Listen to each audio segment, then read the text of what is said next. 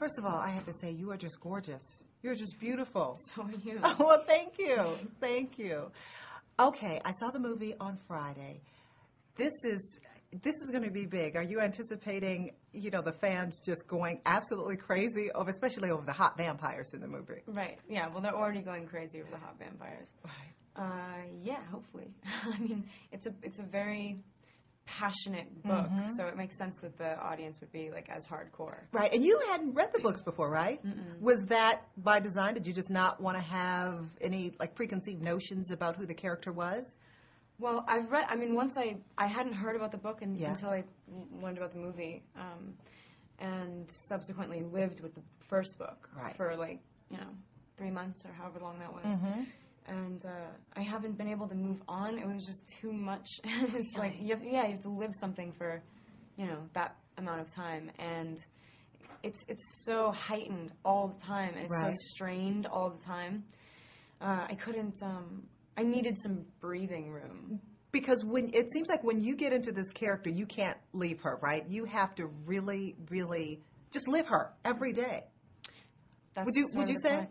Yeah, no, that's sort of what we do. Right. Well, okay, so tell me, what was it about this particular role that really attracted you? And do you find any similarities between yourself and your character? Yeah, well, I mean, Bella is sort of easy for, I feel like, every girl to relate to, because you semi-project yourself onto her because you feel like you are her when you're reading the book. Right. I mean, it's a total vicarious experience, detailed thoughts about fixations that you shouldn't know about. Like what? Oh, no, it's just she's obsessed with this guy, and there's whole chapters devoted to descriptions of his jawline, and so it moves slowly, it's quaint. It's there's a slow progression. It's a very character-driven movie, and she really encompasses the best sort of fundamental female qualities. She's a little insecure, but she compensates. She likes herself, and she trusts herself. Mm-hmm. And is it true that Emile Hirsch recommended you for this role? Yeah, apparently. Really? Yeah. When did you first hear about that?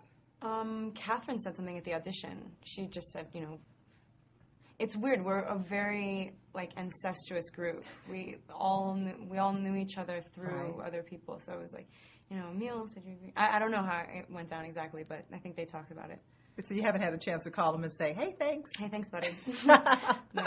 No, maybe you should be making that call pretty soon. Let's talk about the chemistry between you and Rob. I mean, did you two have to? Does that just happen, or do you have to work on it? Or when you guys first started shooting your scenes, did you just instantly know that you are going to have just such amazing chemistry? Well, the audition was pretty intense, just in that he was so different from everybody else that came in. He wasn't. Thoughts were going through his head, and you could see them, and he wasn't just fixated on looking a certain way, posing and being, the handsome vampire that he's supposed to be. And you could feel real pain. To live 108 years alone, you're not going to be the perfect guy. Right. And he was the opposite of that. And he's also very responsive. He